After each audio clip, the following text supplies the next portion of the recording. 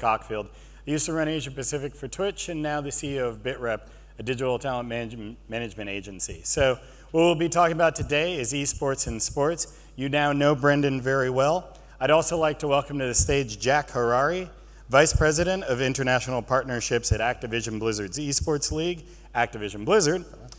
CK Lee, the VP of Sports at Astro and lead on Egg and Astro. And welcome back to the stage, Kevin Lin, the co-founder of Twitch.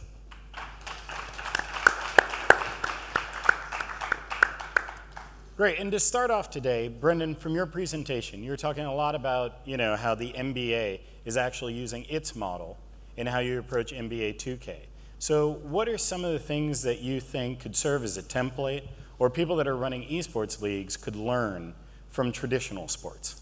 So I think one of the things we learned from season one was the importance of, and we learned this from our NBA, NBA has a rookie transition program that helps players get acclimated to their markets and just an NBA lifestyle. And so we actually decided to do that for our players. So listen, I mean, we're taking, in many cases, 18, 19-year-olds who are from home to being a part of a team in a different city. And so we wanted to prepare them for success. So we did a rookie transition program that covered things such as, health and wellness, proper nutrition, proper sleep, how to manage their finances, all these things that are part of our NBA rookie transition program. And we actually found like those types of learnings from the normal NBA, we thought was very easy for us to apply, and it was successful for us. That's great. And it's been a big focus of esports teams recently, health and wellness, making sure that the growth of esports looks and feels and is taking care of communities as much as traditional sports. To make a shift now, we're going to switch over to the esports side of things. So Kevin, as the eyes of the audience start getting younger and we start seeing this new way of interacting with digital media, stars, the people that they really connect with and form a community around, what can traditional sports learn from esports as to how they're going to have to start producing their content and reaching their audience? Yeah, I think there's I won't say it's necessarily an expectation, but there's a high desirability for interactivity around content. NBA actually has taken a lot of those learnings and applied it to NBA G League as well. So not only is it in the standard Twitch chat interactive format, they've actually built extensions, overlays, which you can use to guess. As, you're basically guessing what outcomes will happen and competing with other viewers. But I think one of the coolest things that they've done, which really leans into Twitch culture, into social video culture, is they actually allow fully produced G League content to be cast by your everyday streamer. And that to me is truly amazing. I mean, it's a simple way to get, to push that content way deeper into the fan base, where now you've got fans that might tune in and watch their friends commentate over a game, but might not normally have even watched it. They also are now bubbling up and coming content creators that are good commentators. They can curate that list. And not only that, you can also very easily localize it. So they've got Japanese commentators, Chinese commentators. And that to me is this next level of embracing that type of interactivity that the internet allows for quote unquote traditional content. Beyond that, there's just the general stickiness. I mean, on Twitch, people watch for 2 hours a day. If we didn't have chat, you could argue 50% of people are chatting. So you could argue that people might not spend quite as much time because they're not interacting with other people around the content. They're not observing other chatters and seeing that as part of the content. They're not getting questions asked by the content creator or answered by the content creator. So there's many different layers of interactivity you can fixate onto traditional content. Awesome. And Jack, so you're looking at international. You have NBA background, more towards the gaming side of things. As brands think of how they reach out, as per what Kevin said, what can they learn from your experience or the NBA's experience or perhaps Blizzard's experience about dealing with putting your brand into international markets in this new media? I think it's a matter of brands trying to understand exactly what they want to be, right? If you're if you are a Chinese brand, or if you're a European brand or a US-based brand, or a Korean brand, and you really want a global presence.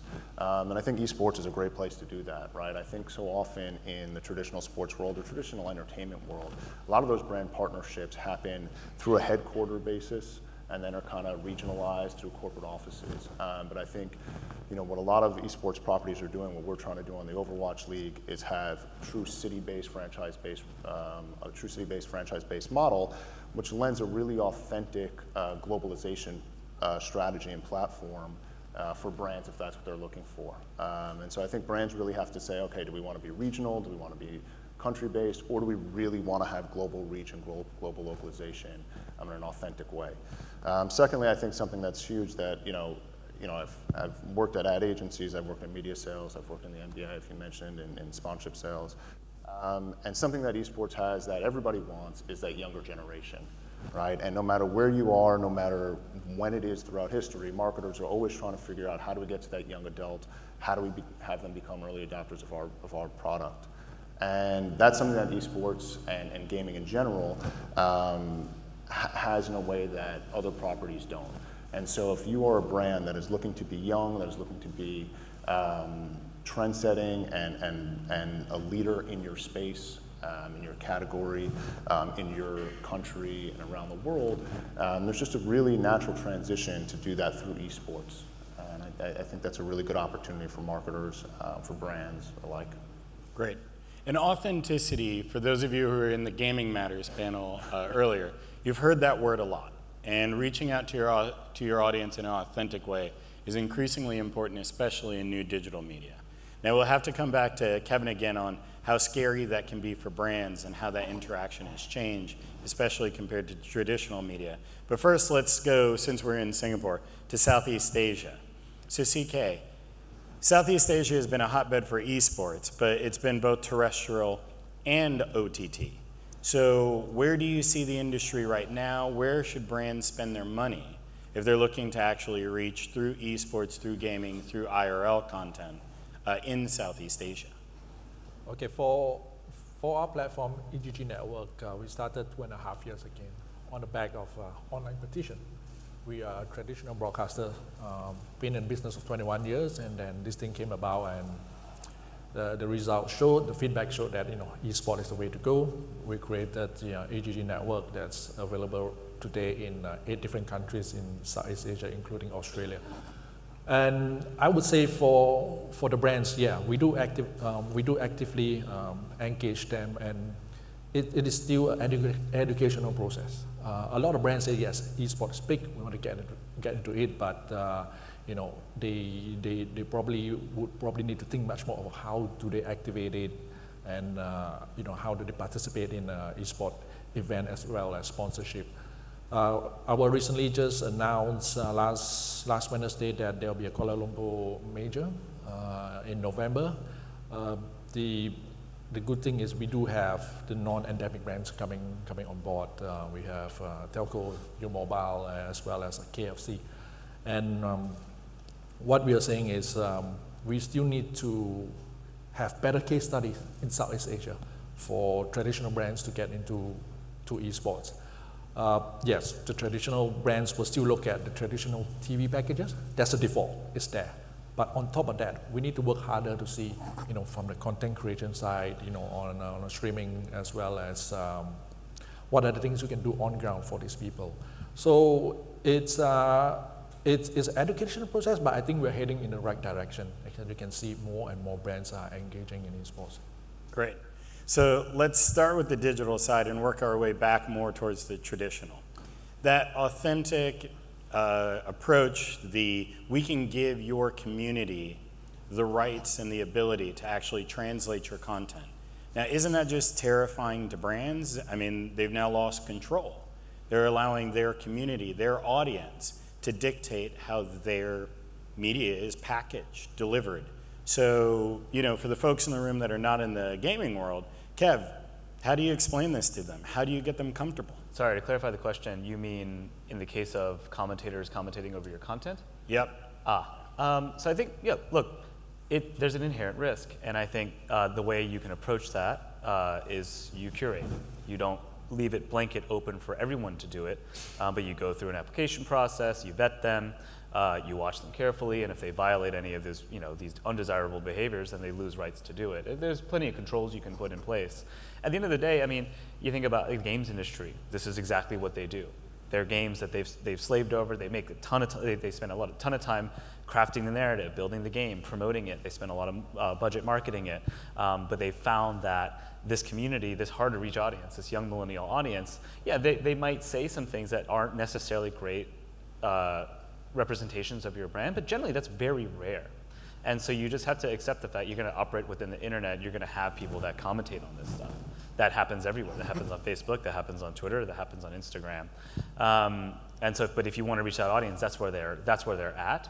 And it's a responsibility of companies like Twitch to work with those content creators on brand safety and figure out what are the tools that we can deploy. So for instance, we have a chat AI called AutoMod that you can turn up or down in terms of what types of things are allowed in chat and what things are not, all the way to more of the sort of discussion around what types of human moderation you want to apply to the content. When it comes to the commentators, though, I think the best way is to vet. I mean, a lot of game companies approached esports this way as well, where they'd officially or unofficially promote certain commentators to be the representatives of a particular game, and that's through lots of trial. But that's through an open-minded process of accepting a lot of folks, watching a lot of people creating content, and going to them and saying, "Hey, we think you're really great. You're on brand for us. We think you're a great voice for the community.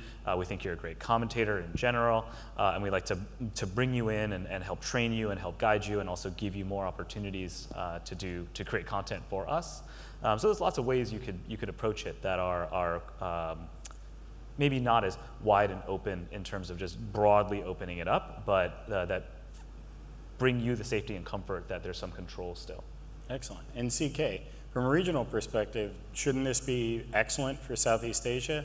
All those different languages, all those different people, different cultural understandings, religious views, everything. So would you see this as an opportunity to actually grow and release media into this group in SEA? Yeah, it is definitely an opportunity because, like you mentioned, the market and culture is so varied and different. So for us at EGG, what we do is, yes, the network is lowest hanging fruit for us as a traditional broadcaster. But what we actually do is we do go to each individual market that we are in to try to engage in the fans in a localized manner. Something that we do in Thailand could be something different that we do in Malaysia. And we also have right now, we handle talents that we use for our content as well as our events. So we do go to the market and seek out, who are the social influencers, who can be like what can we say, the commentators and all that, the casters, and we don't have a one size kind of fit all solution for everything at EGG because the importance of different culture and all that is very important to get us to engage with the local fans. Excellent. And Jack, so you've seen both sides, traditional sports, now you're at Blizzard. Blizzard is probably one of, I'd say, the tightest communities related to gaming, and Activision Blizzard's ability to actually drive and mold as well as take in from that audience is key to its growth and the stickiness of the brands and its ability to regenerate older titles, older games. So again, would you be looking towards more control from the Blizzard standpoint, or are you kind of welcome to this type of community involvement, taking your brand, running with it, and making it something new? Well, I think as we think about it in terms of marketers, right, and giving them a platform to speak with, and Kevin was talking about it a little bit, at this point in this day and age, all brands are subject to serious scrutiny, right? That's just what's going on in the world, and that's what happens in a social environment, and that's just where we are now. So for brands, they have to have an intestinal fortitude at this point that their message and their strategy is the right message and strategy, and what they're going with is their approach. Now, we can help make that transition a little bit easier for the brands, right? And working with a company like Blizzard and working with a company like Activision, as you talk about, we've demonstrated generational success, right? And so we've been involved in esports since the 90s, and so helping brands understand that coming into this space, we're gonna make that transition easy for them. We're going to be protective of their brand, and we're not going to expose them in a way that is going to subject them to negativity and negative press and negative feedback. Then hopefully we can make that a little bit better. Hopefully we have some credibility in the marketplace with our fans, with our gamers, with our consumers, and we can communicate that to the brand community, that we can lend that to them and help that transition be easier. But I think it's important too to remember that, and Jack will know this better than anyone, like whether you're talking about esports or traditional sports, creating fully integrated platforms for marketing partners, like that, those principles carry across, and then you can get really creative underneath a platform and do some really cool stuff, and maybe take the training wheels off and see how test the parameters. But it doesn't change the initial principles, which I think granted we have to help some partners kind of walk their way into esports. But I think, and I'm sure Activision does this, as do we, you have creative professionals who are helping activate, and that's their job, is to activate great partnerships. So, and I'm sure Blizzard does the same way. Yeah, absolutely. Yeah, I think at the end of the day, fans, consumers, viewers, gamers, like anybody knows when a brand is being unauthentic, and they can sniff that out right away, right? And it's, to your point, it's just, how do we help facilitate that? What's the talent that we have internally to make that easier on people? So great. Now I have a follow-up for you on that. When you're talking about authenticity, I don't like the word traditional. Yeah. Well, you are. But it looks like through NBA 2K, you may be heading in a different direction. But this is related. So you have multiple generations that are incredibly passionate about your core content. You're now introducing this new content in. How do you be authentic to both generations with both products?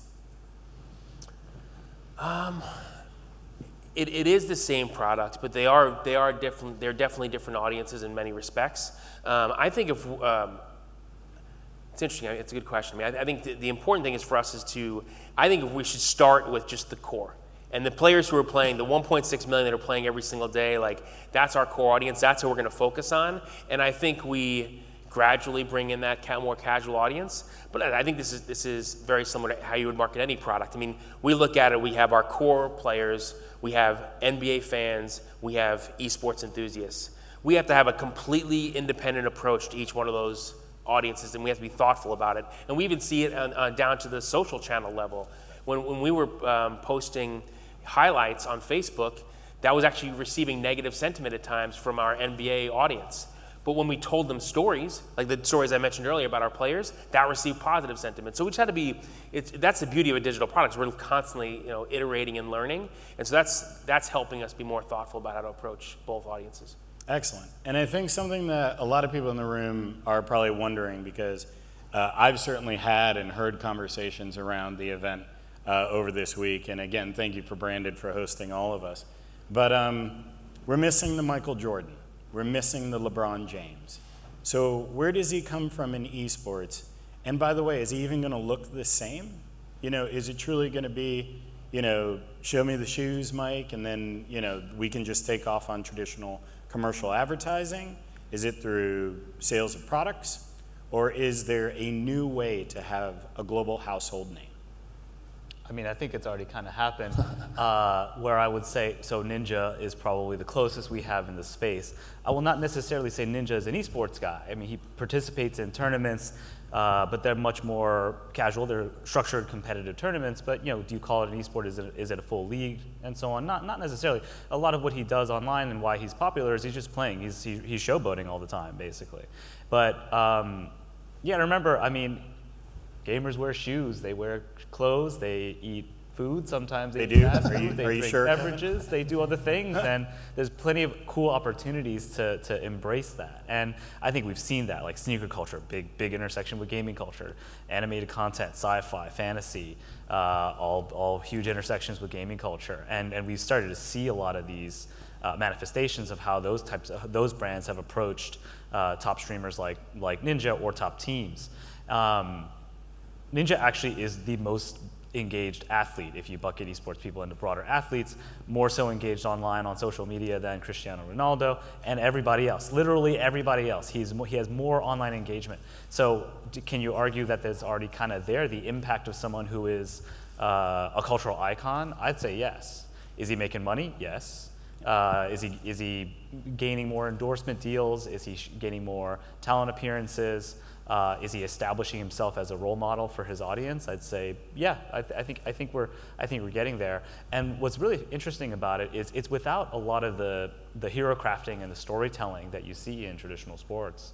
I won't use traditional again, but in structured sports that actually have infrastructure that behind it, a lot of infrastructure behind it, a lot of production, a lot of thought and direction. He's promoting himself. It's a small team operation. It's Ninja, his wife, a couple of editors from the safety of his own guest room. And that's pretty remarkable when you think about it. And I do feel like there are opportunities for leagues or game companies or otherwise to tell those stories about esports athletes, and I think that has not really been very well accomplished yet. But the tool set you have to do that with is very different, I think, than before. So, and I'm going to direct this back at you, Brendan, and maybe Jack as well. So then, is a Nike even needed? You know, what Kevin's basically saying is this new content is created in living rooms. It's created with small familial teams. Some guys go into production studios and have some pros, but, you know, how do we get to the point where, you know, there are more ninjas, where there's a ninja versus someone else, where we have these traditional stories? Are we going to have to get some of the traditional companies engaged, or is it possible to just let this new phenomenon grow? So I think the Nikes of the world are going to want to own and amplify the characteristics that a ninja owns, and they're going to want to transfer those qualities to their own brand. So I think the need will still exist, and I think the ability to use a massive brand and amplify through their incredibly huge marketing budget and their reach, I think that's going to exist as well. So I don't think those principles are all that different. I do think, though, the one thing I'll say is I don't think the Michael Jordan of esports I think we may see the Michael Jordan of Overwatch and the Michael Jordan of League of Legends, the Michael Jordan of the 2K League. I think no different than we see Aaron Rodgers or Ronaldo or et cetera across multiple sports. So I think there's an opportunity across many different titles. You know, I think if you ask anybody that plays Overwatch, they could tell you who the top 5, 10 players are, right? People know that Jonak had an incredible year and was our league MVP, and you know, I was also just in Korea at the KSL finals, which streamed on Twitch, and JD was playing in the KSL finals, and he is a legend and an icon in Korea, and 80% of the arena was in support of him, right? And if you play a game, then you already know who those best players are. I think something, and this has been talked about a little bit throughout the past few days, but not to the extent that I think it needs to be, is that, you know, the same way that we were playing basketball and baseball and soccer at a youth level, you know, at some point that's also going to be happening in schools and in after-school programs and on weekends in a structured environment for kids at a youth level for gaming. And once that is a little bit more widespread, it's not going to be so rare to notice excellence, right? Anybody that plays a particular game knows the gap between the novice and the youth player and the high school level player, and then the all-star and world-class and elite level player. And I think, you know, we've seen a lot of studies and we have a lot of information, a lot of data backing up the fact that our audience, our fan base, they want brands in that space. They want to be treated the same way that that basketball fans are treated, that football fans are treated, that soccer fans are treated all across the world, because that's where they are. It's not, you know, and somebody said this over maybe 2 days ago. Again, there have been so many panels and so many different things. So I'm plagiarizing from somebody, but I don't remember who it was. But there's, you know, it used to be the nerd versus jock thing, and that's not what it is anymore, right? It's just a ton of people who like playing games, and that's what they do, and there's not the stigmas around it that may have existed for many of us in this room. And that's where the fans are, that's where consumers are, and so brands are going to be there, and brands are going to attach themselves to the star players. It's going to be really apparent who those star gamers are. Because to anybody that already plays a lot, anybody that watches a lot knows who the best gamers are, right?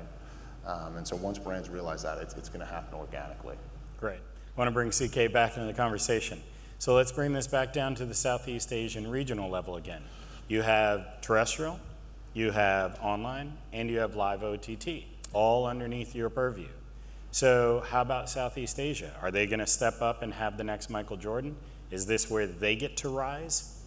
Okay, I mean, I don't want to use the word traditional again. Back to the traditional platform.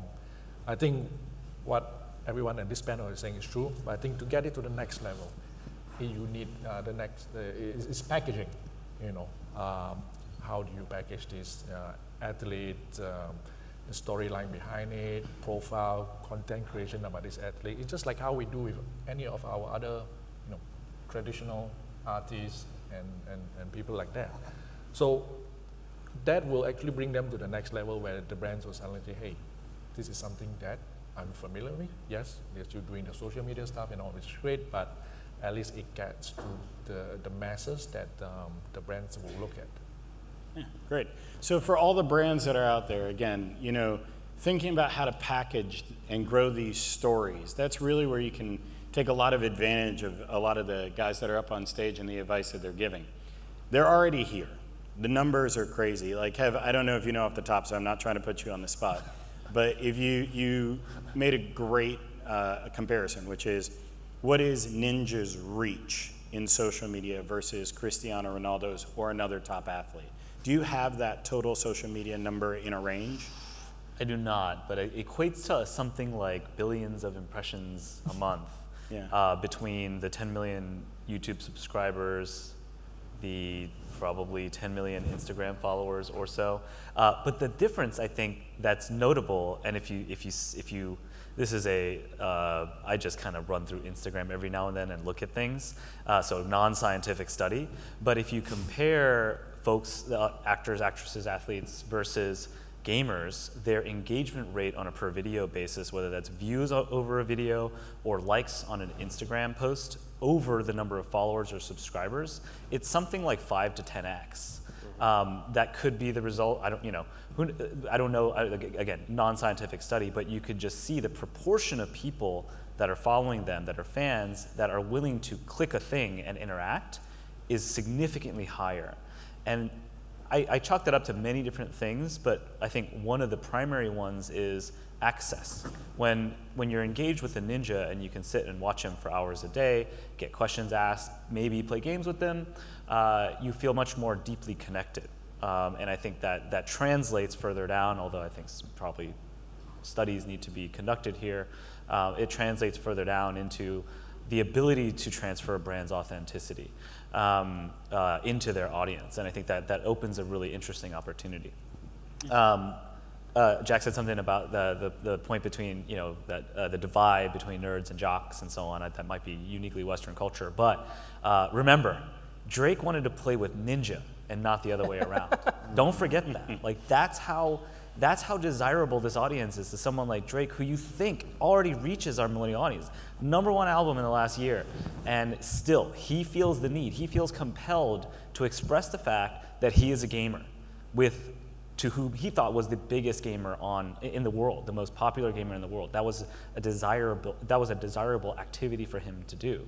And this is from an industry, I know we're not really talking about music, but from the music industry, in my experience talking with folks, particularly in the hip hop and rap industry, they were discouraged by their managers and agents to ever talk about gaming. It was not a cool thing to do. Everything from potentially alienating your fans to alienating the brands that work with you. And this was up until very recently that they started embracing that, talking about it, actually doing it online, creating content around their gameplay, even though it had been part of their lives since they were kids. They were specifically told by the industry, don't talk about video games, it's not cool. And so that's fundamentally changed, and I think it really opens this opportunity window for brands to dive right in, whether you want to bring in a celebrity that you're comfortable with, like a Drake or someone like that, and help carry that message through. That's an option. But there's lots of awesome, interesting ways to approach both esports and the broader gaming community. And you know what's so true about that? So we actually saw firsthand. We've had Rock Nation come through our studio like 5 or 6 times, just showed up in the studio because they tell us, they're like, this is our future audience. Like, this is absolutely the audience we need to be in front of. And so you're absolutely right. I mean, it's done a total 180. Yeah. So that's great. So again, for the brands out there, You know, they've already engaged, they're engaged at a higher level. I do want to say this, and then I hope to be one of the people changing, I'm sure, with a bunch of people on this stage. They're not compensated at the same level. So you still right now have a small but shrinking opportunity to engage all these folks to get your brands out there at actually better spends than you do with more traditional based media. But that window is shrinking quickly. So make sure you can take advantage of it. Learn about it from the folks on stage. They're utilizing that medium well. And just to close up, maybe 1 point from each of you. What is the biggest takeaway, again, from the business side for people looking at esports, sports, and combining those two to get their message out? Brendan. Oh, gosh. You want to start down there? Well, biggest takeaway, let's see. I guess I'll go with the point on approach and value and the comment you made about Nike. I think it is critical for an industry like esports that's only getting started to be able to bring brands in to work with them and have some brands that might not understand it or have otherwise discomfort around approaching a new community, a new audience like this to come in. And I think it's absolutely critical. For us, you know, we think about, well, if you zoom out to super oversimplify it, brands market to sell things, and it is our job as an industry to help people sell things and to create authentic experiences. I think it's a little overused word, but experiences that really truly resonate with that audience. And it's going to take brands like Nike to come in and do that with us and help us learn how they can achieve their goals through esports, through gaming, and then adapt very quickly so that we can prove to the broader market at large that this industry can carry that torch into a brand new audience. Great, CK? I think I'll go for more big picture analysis on, you know, we've seen esports now disrupting traditional sports. What's going to disrupt esports? Will it be the same challenges that traditional sports are facing right now? Piracy, for example, you know, athletes being paid absorbently, you know, challenging to monetize, you know, the premium rights fee that's probably going to be associated with esport. Maybe, you know, that's something to come. Just food for thought. Excellent, Jack. For us, you know, and my short time at Activision Blizzard, you know, when we bring traditional brands to our events, whether it was our studio in Burbank or whether it's for the Overwatch League Grand Finals in Barclays, where we had over 20,000 people for 2 days, you know, and now through announcements that we've had of going from 12 franchises to 20 franchises, with 35% of those outside of North America, it's the conversations that we're having with brands from all parts of the globe that want to take their message globally. And so, you know, we've had some of it's been going on here, some really good conversations with companies out of China, companies out of Korea that are saying, you know what, we want to be a global partner and we want to start that in our region and take that around the world. And I think that for us, that's been a really incredible affirmation of what we're doing. And that's hopefully what we can facilitate and be really a true global property. Great, and Brendan, just bring us home. Yeah, I was going to say, and we can give Kevin some credit for this, is that I think in many respects esports is developing the future broadcast. I think it's, you know, in terms of its engagement level, and I think just, you know, the idea of kind of letting kind of fans choose their own adventure, I think that's the future of broadcast, and I think they've done an amazing job with it. Excellent. I'd like to say thank you to the panelists up here today. If we could get a round of applause for them.